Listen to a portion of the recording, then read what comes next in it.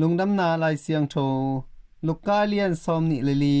aneu som thum le nga pan som li le giat chiang tua ciangin tuate gel in lampi a thupiangte le Jesu in khomun balnen laitakin meel theihcian patna thute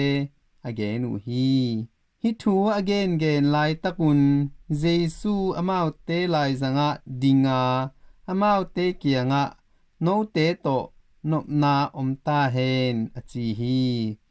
Amaute sikha kisa-uh lau-in alingu hi in Amaute kiangah banghangin lau-in ling na hiu hiam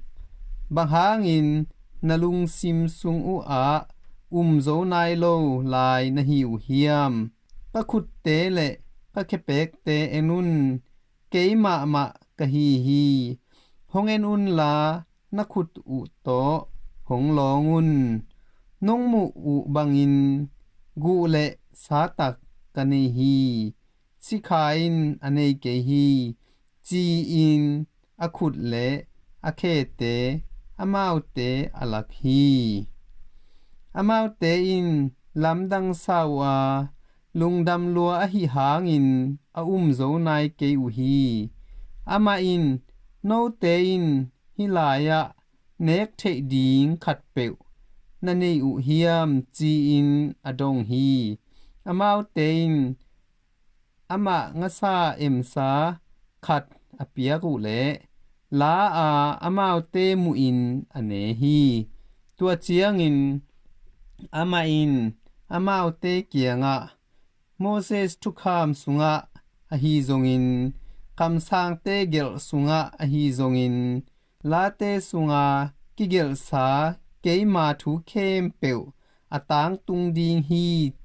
in no te to kungom khoplai-in gengen thute in hi thute ahi achi hi tua ciangin Lai Siangtho athe na dingun in Amaute lungsim ahon sakhi in Amaute kiangah Kristuin si na thuakin anithum na ni in thoki dinga Jerusalem pan kipankhia-in minin minam khem pe te tunga kisi king na le mo mai sak na thu akitang ko ding hi in kigel hi thu te no te chi na hi